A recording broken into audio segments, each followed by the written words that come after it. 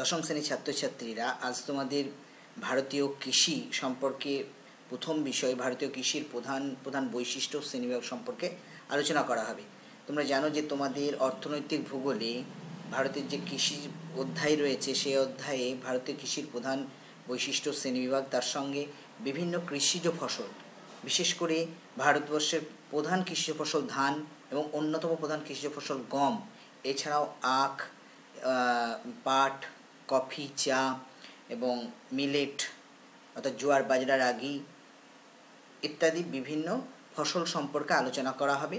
তার সঙ্গে ভারতীয় কৃষির সমস্যা ও সমাধান এগুলো আলোচনা করা হবে এবং ভারতের একটি উন্নত কৃষি প্রধান অঞ্চল, বিশেষ করে পাঞ্জাব হরিয়ানা কৃষি প্রধান অঞ্চলে উন্নতির কারণ সম্পর্কে আলোচনা করা হবে। এগুলো প্রত্যেকটা এক একটা ক্লাসে আলোচনা করা হবে। আজকের প্রথম ক্লাস অর্থাৎ ভারতীয় কৃষির প্রথম ক্লাস হচ্ছে ভারতীয় কৃষির প্রধান প্রধান বৈশিষ্ট্য ও শ্রেণীবিভাগ।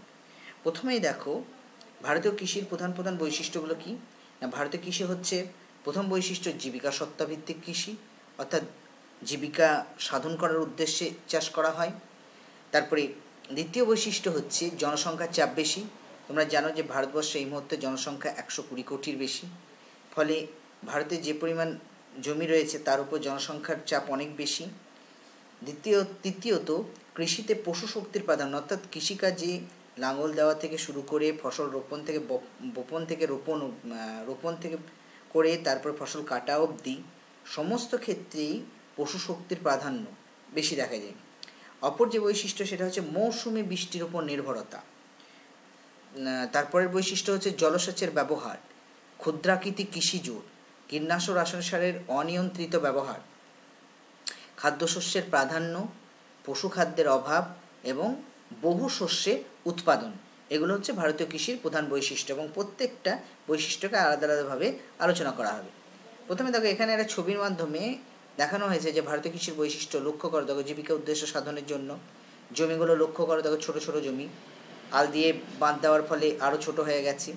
এবং কৃষিতে জলসেচের ব্যবহার, তার অনিয়ন্ত্রিতভাবে কীটনাশক রাসায়নিক সারের ব্যবহার। আর দেখো কৃষিতে পশু শক্তি অর্থাৎ আধুনিক যন্ত্রপাতির ব্যবহার কম, সে তার তুলনায় পশু শক্তির ব্যবহার অনেক বেশি। আর কি না, কৃষিতে খাদ্য ফসলের প্রাধান্য বেশি, অর্থাৎ বাণিজ্যিক ফসল উৎপাদনের পরিমাণ তুলনামূলক কম। প্রথমেই দেখো জীবিকা সত্তাভিত্তিক কৃষি। ভারতের কৃষি শুধুমাত্র অধিবাসীদের জীবন ধারণের জন্য করা হয়। দেখো এখানে লক্ষ্য করো, যেমন উত্তর পূর্বের পাহাড়ি অঞ্চলে, বিশেষ করে সিকিম থেকে শুরু করে মণিপুর, মিজোরাম থেকে শুরু করে সমস্ত রাজ্যগুলো কৃষি হচ্ছে সম্পূর্ণভাবে জীবিকা সত্তাভিত্তিক, অর্থাৎ জীবন ধারণের উদ্দেশ্যে চাষাবাদ করা হয় এবং এখানে যে ফসল উৎপাদন হয় সেটা নিজেদের প্রয়োজন মিটিয়ে বিক্রি করার জন্য উপযুক্ত ফসল আর থাকে না। এই ছবিটা দেখে তোমরা লক্ষ্য করো যে ভারতবর্ষের জনসংখ্যার পরিমাণ কি প্রচুর বেশি, অর্থাৎ ভারতে কৃষি জমির তুলনায় জনসংখ্যা বেশি এবং এই জনসংখ্যা প্রত্যেক বছর বৃদ্ধি পাচ্ছে। ফলে কি হচ্ছে না, কৃষি জমির উপরে চাপ খুব বেশি পড়ে। এই জন্য ভারতবর্ষে প্রত্যেকটি জমিকে বছরে 2 থেকে 3 বার ফসল উৎপাদন করা হয়। ফলে কি হয় না, ফসল উৎপাদন ভালো হয় না। এটা একটা গুরুত্বপূর্ণ বৈশিষ্ট্য। এখানে ছবিটাই লক্ষ্য করো যে কিছুতে পশু শক্তির প্রাধান্য, অর্থাৎ জমিতে লাঙল দেওয়া বলো, সেচ কাজ করার কাজে বলো, ফসল ঝাড়াই করার কাজে বলো, পরিবহন অর্থাৎ ফসলটাকে কৃষি জমি থেকে তুলে নেওয়ার কাজে বলো, প্রত্যেকটা কাজেই গরু এবং মোষের ব্যবহার করা হয়। এখানে কৃষি যন্ত্রের ব্যবহার খুবই কম। ফলে কি হয় না, ভারতে কৃষিকাজে এখনও বিজ্ঞানের বিশেষ প্রয়োগ নেই, অর্থাৎ কৃষিতে পশু শক্তির প্রাধান্য বেশি। পাশাপাশি দুটো ছবিকে লক্ষ্য করো, একটা ছবি দেখো জমিটা অর্থাৎ কৃষি জমিটা জলে ডুবে গেছে এবং আর পাশের ছবিটা লক্ষ্য করো, দেখো জলের অভাবে অর্থাৎ জমিটা ফাটল ধরে গেছে এবং কী বলে চারাগুলো নষ্ট হওয়ার পথে। ভারতীয় কৃষি মৌসুমি বায়ুর উপর সব থেকে বেশি নির্ভরশীল। ফলে কি হয় না, মৌসুমি বায়ু যদি সঠিক সময়ে এসে পৌঁছায় তাহলে পরে সমস্যা তৈরি হয় না, কিন্তু মৌসুমি বায়ুতে ভারতে প্রতি বছর সমান বৃষ্টিপাত হয় না। এই জন্য খরা এবং বন্যা দুটোই ভারতের কৃষির হচ্ছে একটা নিত্য সঙ্গী। প্রধানত দেখো মৌসুমি বৃষ্টি অনিশ্চয়তার কারণে অতিবৃষ্টি অর্থাৎ প্রচুর পরিমাণ বৃষ্টি হলে পরে বন্যা হয়, আর অনাবৃষ্টির কারণে অর্থাৎ বৃষ্টিপাত না হলে খরা হয়। এই বন্যা এবং খরা অর্থাৎ অতিবৃষ্টি এবং অনাবৃষ্টি দুটোই ভারতীয় কৃষিকাজকে নিয়ন্ত্রণ করে এবং এই মৌসুমি বায়ুর খামখেয়ালিপনার জন্য কৃষিকাজ ব্যাহত হয় গোটা ভারতবর্ষ জুড়ে। এখানে লক্ষ্য করো জলসেচের ব্যবহার। দেখো ভারতে যেহেতু মৌসুমি বৃষ্টিপাত সর্বত্র সমান হয় না, ফলে কি হয় না ভারতে কৃষিতে জলসেচের প্রয়োজন হয়, অর্থাৎ জলসেচের ব্যবহার করতে হয়। বর্তমানে কি না বর্তমানে উচ্চ ফলনশীল শস্য চাষ, বহু ফসলি জমি ইত্যাদি বৃদ্ধিতে জলসেচের পরিমাণ প্রত্যেক বছর বাড়ছে, অর্থাৎ এটা একটা গুরুত্বপূর্ণ বৈশিষ্ট্য। অপর বৈশিষ্ট্য এখানে ছবিটাকে লক্ষ্য করা দেখো ক্ষুদ্রাকৃতি কৃষিজোত, অর্থাৎ কৃষি জমির পরিমাণ ছোট হতে হতে আরও ছোট হচ্ছে। না ভারত অধিকাংশ জমি এত ছোট যে বড় বড় কৃষি যন্ত্রপাতি ব্যবহার করা যায় না। বিশেষ করে এই যে আইল দিতে, এই যে একটা জমিকে মার্ক করতে, যে জমিটা এইটা সেটা মার্ক করতে দুটো জমির মাঝামাঝি আল বা আইল দিতে হয়, এই জন্য অনেকটা জমি নষ্ট হয়ে যায়। এখানে একটা পরিসংখ্যানকে খুব ভালো করে লক্ষ্য করো যে 1970 থেকে 71 সালে ভারতের জোতগুলির গড় ক্ষেত্রমান ছিল 2.28 হেক্টর। সেটা 1980-81 সালে কমে কি হচ্ছে না 1.82 হেক্টর এবং 1995-96 সালে এই কৃষিজোত ক্ষেত্রমান হচ্ছে 1.50 হেক্টর, অর্থাৎ প্রায় অর্ধেকের থেকে একটু কম। মানে 1970-71 সালে যেখানে 2.28 হেক্টর একটা কৃষিজোতের গড় ক্ষেত্রমান ছিল, সেটাই কমে 1995 থেকে 96 সালে হয়েছে 1.50 হেক্টর, অর্থাৎ প্রত্যেক বছর বা নিয়মিত হারে কৃষিজমি ক্ষুদ্র আকৃতি পরিণত হচ্ছে। এটা হচ্ছে ভারতবর্ষের কৃষিকাজের বৈশিষ্ট্য। আর এর ফলে কি হয় না বড় বড় কৃষি যে যন্ত্রপাতিগুলো সেগুলো ব্যবহার করা সম্ভব হয় না। এরপরে দেখো কীটনাশক ও রাসায়নিক সারের অনিয়ন্ত্রিত ব্যবহার। তোমরা জানো যে ভারতবর্ষের 97% কৃষক কৃষিবিদ্যা সম্পর্কে সেরকম জ্ঞান নেই, অর্থাৎ শিক্ষিত নয়। এই জন্য কি হয় যে কৃষি জমিতে কী পরিমাণ কীটনাশক দেওয়া প্রয়োজন বা রাসায়নিক সার দেওয়া প্রয়োজন সে সম্পর্কে তাদের সঠিক ধারণা থাকে না। এই জন্য কি হয় না লাভের থেকে ক্ষতি বেশি হয়, অর্থাৎ যে পরিমাণ রাসায়নিক সার দেওয়া প্রয়োজন তার থেকে বেশি দিলেও ক্ষতি হয় এবং তার থেকে কম দিলেও ক্ষতি হয়। একইভাবে কীটনাশকের ব্যবহার ক্ষেত্রেও কৃষকরা সেভাবে সচেতন নয়। পরের বৈশিষ্ট্য হচ্ছে খাদ্যশস্যের প্রাধান্য। দেখো ভারতের কৃষিতে সেই বহু আগে থেকেই চিরাচরিতভাবে ধান, গম, ভুট্টা এই বিভিন্ন যে খাদ্য ফসল এগুলো চাষ বেশি হয়, অর্থাৎ ভারতীয় কৃষকরা এই ফসলগুলোর ওপর প্রাধান্য বা গুরুত্ব বেশি দেয় এবং দেশের মোট শতকরা প্রায় 66% জমিতে ধান, গম প্রভৃতি খাদ্যশস্যের চাষ করা হয়। এই খাদ্যশস্যগুলো নিজেদের প্রয়োজন মিটিয়ে বিক্রির মতো পরিমাণ থাকে না, ফলে কি হয় সে তুলনায় মশলা এবং ফল চাষে আধিক্য কম হয়। ফলে ভারতীয় কৃষকদের অর্থাৎ খাদ্যশস্যের প্রাধান্য বেশি হওয়ার জন্য এবং বাণিজ্যিক শস্যের প্রাধান্য কম হওয়ার জন্য ভারতীয় কৃষকদের হাতে সেভাবে অর্থ থাকে না। দ্বিতীয়ত হচ্ছে পশু খাদ্যের অভাব। বিশ্বের বিভিন্ন দেশে দেখবে আলাদা আলাদাভাবে শুধু পশুদের জন্য বিভিন্ন ঘাস বা পশু খাদ্যের চাষ করা হয়, কিন্তু দেখবে ভারতবর্ষে পৃথিবীর মধ্যে সবথেকে বেশি পশু রয়েছে, বিভিন্ন রকম গবাদি পশু, অথচ ভারতে হে, ক্লোভার, আলফালফা ইত্যাদি পশু খাদ্যের চাষ খুবই কম হয় এবং পাহাড়ি অঞ্চল ছাড়া সেরকমভাবে কোনো তৃণভূমি নেই। এটা হচ্ছে অপর একটা গুরুত্বপূর্ণ বৈশিষ্ট্য। এখানটায় খুব ভালো করে ছবিটা দেখে লক্ষ্য করো, দেখো বহু শস্যের উৎপাদন। ভারতে বর্তমানে জমি থেকে বছরে 2 থেকে 4 বার ফসল উৎপাদন করা হচ্ছে, ফলে কি হচ্ছে না ভারতে বহু ফসলি জমির পরিমাণ দ্রুত হারে বাড়ছে। এরপরে আমরা আলোচনা করব যে ভারতীয় কৃষি ফসলের শ্রেণীবিভাগ। দেখো ভারতে কৃষিজ ফসলকে ফসলের ধরন অনুসারে ভাগ করা হয় আর ঋতু অনুসারে ভাগ করা হয়। প্রথমে যদি আমরা ফসলের ধরন অনুসারে দেখি তাহলে দেখবে খাদ্যশস্য, বাণিজ্য শস্য আর হচ্ছে অন্যান্য যেটা হচ্ছে হর্টিকালচার। খাদ্যশস্যকে আমরা আবার 2 ভাগে ভাগ করি, একটা দানা জাতীয় ফসল আর একটা হচ্ছে অন্যান্য ফসল। দানা জাতীয় ফসল কোনগুলো? ধান, গম, যব ইত্যাদি, আর পানীয় ফসল চা, কফি ইত্যাদি, আর অন্যান্য যে ফসল মশলা বা ইক্ষু ইত্যাদি। বাণিজ্য শস্য হচ্ছে এটাকে আমরা ভাগ করি, দেখো তন্তু ফসল, ডাল জাতীয় ফসল, তৈলবীজ জাতীয় ফসল এবং বাগিচা ফসল। তন্তু ফসল তুলো, পাট ইত্যাদি। ডাল জাতীয় ফসল হচ্ছে মসুর, বিউলি, অড়হর ইত্যাদি। তৈলবীজ জাতীয় ফসল হচ্ছে সরিষা, তিল ইত্যাদি। আর বাগিচা ফসল হচ্ছে সিনকোনা ও রাবার, এছাড়াও আরও বাগিচা ফসল রয়েছে। আর অন্যান্য যেটা সেটা হচ্ছে হর্টিকালচার, বিভিন্ন ফুল চাষ এবং ফল চাষ। আর ঋতু অনুযায়ী আমরা ফসলকে 3 ভাগে ভাগ করি: খারিফ ফসল, রবি ফসল আর হচ্ছে জাইদ ফসল। খারিফ ফসল হচ্ছে আমন ধান, ডাল ইত্যাদি। রবি ফসল হচ্ছে গম, বোরো ধান ইত্যাদি। আর জাইদ শস্য বা ফসল হচ্ছে বাদাম, আউশ ধান ইত্যাদি। এবার দেখো, প্রথমেই আমরা আলোচনা করবো যেটা, সেটা হচ্ছে ব্যবহার অনুযায়ী ভারতীয় কৃষিজ ফসলের শ্রেণীবিভাগ। এখানে দেখো ছকের মাধ্যমে কৃষিজ ফসলটার নাম, তার সংজ্ঞা, উদাহরণ, বিশেষ বৈশিষ্ট্য। প্রথমে দেখো খাদ্যশস্য, এবং এই খাদ্যশস্যকে আবার পুনরায় 2 ভাগে ভাগ করা হয়েছে: দানা শস্য এবং ডাল জাতীয় শস্য। মানে খাদ্য রূপে ব্যবহারের জন্য যে ফসল চাষ করা হয় বা উৎপাদন করা হয় তাকে খাদ্য ফসল বলে।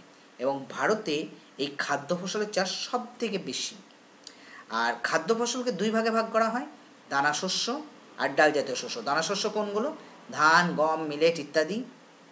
আর ডাল জাতীয় শস্য হচ্ছে মুগ, মসুর, ছোলা প্রভৃতি। উদাহরণ আগেই দিলাম যে ধান, গম, মিলেট, ভুট্টা প্রভৃতি। বৈশিষ্ট্য কি না, খাদ্য ফসলের উৎপাদন প্রক্রিয়া প্রাচীন এবং সহজ। আর অপর বৈশিষ্ট্য হচ্ছে চাহিদার তুলনায় বেশি উৎপাদন হয়, ফলে দাম কম হয়। এছাড়া বৈশিষ্ট্য হচ্ছে খাদ্যরূপে ব্যবহারের উদ্দেশ্যে ফসল উৎপাদন করা হয়। অপর বৈশিষ্ট্য না, ভারতের কৃষিতে খাদ্য ফসলের চাষ সবচেয়ে বেশি হয়। অপর বৈশিষ্ট্য হচ্ছে বৈচিত্র্য পরিমাণে খুবই গুরুত্বপূর্ণ। পরে হচ্ছে তন্তু ফসল, মানে যে ফসল থেকে প্রধানত তন্তু বা সুতো তৈরি হয় তাকে বলা হয় তন্তু ফসল। এবং ভারতে এগুলোকে বাণিজ্যিক বা অর্থকারী ফসলও বলা হয়। যেমন উদাহরণ কি না, পাট, শন, মেস্তা, তুলো ইত্যাদি। বৈশিষ্ট্য না, বৈশিষ্ট্য হচ্ছে যে আঁশ বা তন্তু সংগ্রহ করা হয়। অপর বৈশিষ্ট্য, কাণ্ডের আঁশ থেকে পাট, বীজ থেকে তুলো ইত্যাদি সংগ্রহ করা হয়। আর তন্তু ফসলকে বাণিজ্যিক ফসল বলা হয়, কারণ কি বলে, কার্পাস বা তুলো বা সুতো বা সেখান থেকে উৎপাদিত ফসল, বস্ত্র ইত্যাদি বিক্রি করে প্রচুর পরিমাণ বাণিজ্যিক ভাবে বিক্রি করা হয় এবং অর্থ উৎপাদন হয় ইত্যাদি। অপর যেটা বৈশিষ্ট্য হচ্ছে যে তন্তু ফসলের কৃষি জমিগুলি বড় হয় আর রপ্তানির উদ্দেশ্যে উৎপাদন করা হয়। এখানে লক্ষ্য করো, দেখো দানা শস্য ছবি দেওয়া আছে। গম থেকে, ধান থেকে শুরু করে মিলেট ইত্যাদি বিভিন্ন ফসল দেওয়া আছে। এখানে দেখো বিভিন্ন রকম ডালের ছবি দেওয়া আছে। লক্ষ্য করো, মসুর ডাল থেকে শুরু করে, ছোলা থেকে শুরু করে, মটর থেকে শুরু করে বিভিন্ন রকম ডালের দেওয়া আছে। এবং এখানে দেখো তন্তু জাতীয় ফসলের কয়েকটা ছবি দেওয়া আছে: কার্পাস, মেস্তা, পাট, শন ইত্যাদি। পরের যে কৃষিজ ফসল, বাগিচা ফসল। বিশেষ করে ক্রান্তীয় উপক্রান্তীয় মণ্ডলের উপনিবেশ অধ্যুষিত অঞ্চলে যে রপ্তানি নির্ভর যে বাণিজ্যিক কৃষি ব্যবস্থা গড়ে রয়েছে তাকে বলা হয় বাগিচা ফসল। উদাহরণ চা, কফি, রাবার ইত্যাদি। এই প্রকার ফসল পর্যন্ত রপ্তানির জন্য আধুনিক পদ্ধতি প্রয়োগ করে বিরাট বড় খামারের মধ্যে এই জাতীয় ফসল চাষ করা হয়।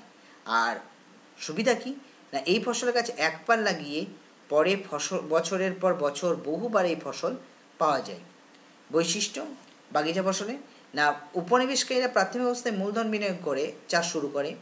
অপর বৈশিষ্ট্য পুরোপুরি রপ্তানি নির্ভর বাণিজ্যিক ফসল। আর দ্রব্য প্রক্রিয়াজাত করার পর রপ্তানি করা হয়। অপর বৈশিষ্ট্য, কৃষি জমির পরিমাণ সবচেয়ে বেশি, স্থানীয় শ্রমিক ব্যবহৃত হয়, উৎপাদন শুরুর সময় বিদেশি মূলধনের বিনিয়োগের দ্বারা এই ফসল চাষ করা হয়, বাণিজ্যিকভাবে উন্নত পদ্ধতিতে চাষ হয়। আর রপ্তানি নির্ভর বলে উৎপাদিত ফসলের গুণমান ভালো হয়। অন্যান্য যে ফসল তাকে আমরা বলি যে বাজারে বিক্রি করার উদ্দেশ্যে, বিশেষ করে অর্থকারী ফসল রূপে শাকসবজি, ফল, ফুল ইত্যাদি যে বাণিজ্যিকভাবে উৎপাদন করা হয় তাকে বলা হয় হর্টিকালচার।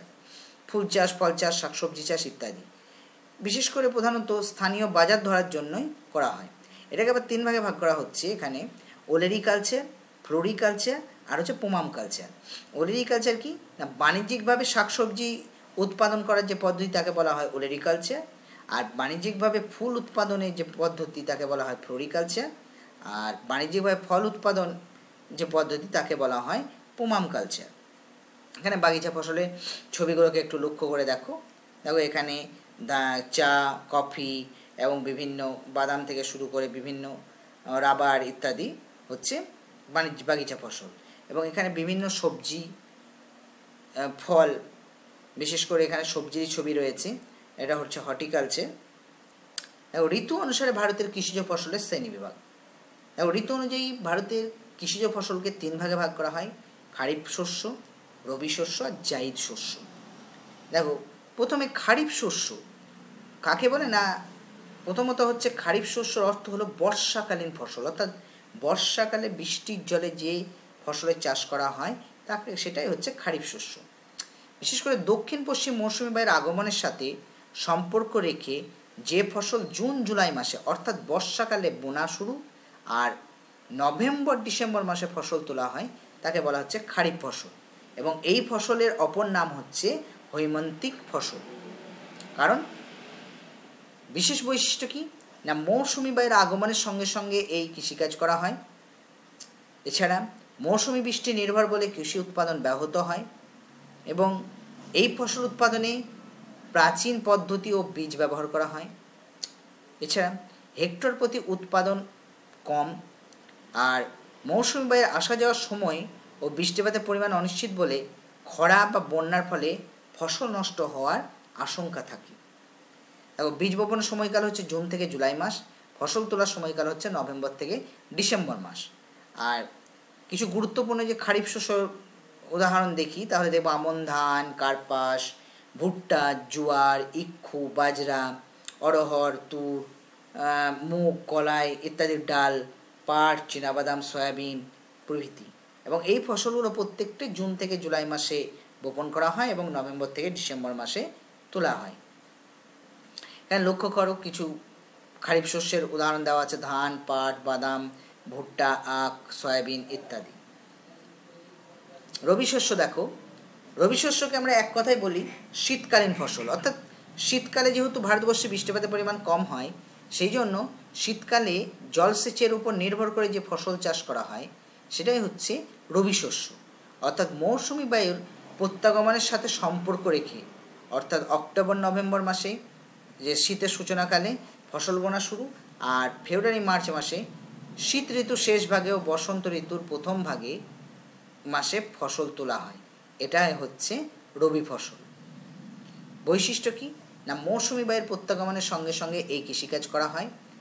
আর অপর বৈশিষ্ট্য হচ্ছে যে রবি শস্য সম্পূর্ণ সেচ নির্ভর, সেচ কাজের উপর নির্ভর করে এই শস্য, অর্থাৎ এই সময় যে শস্যগুলো চাষাবাদ করা হয় সেই শস্যগুলো জলের পরিমাণ কম লাগে। রবি শস্য বীজ বপনের সময়কাল হচ্ছে অক্টোবর থেকে নভেম্বর মাস, আর ফসল তোলার সময়কাল হচ্ছে ফেব্রুয়ারি থেকে মার্চ মাস। রবি শস্যের কয়েকটা গুরুত্বপূর্ণ উদাহরণ হচ্ছে বোরো ধান, গম, ছোলা, আলু, জোয়ার, বাজরা, যব, তৈলবীজ, বিশেষ করে তিসি, রাই, সরিষা ইত্যাদি তৈলবীজ।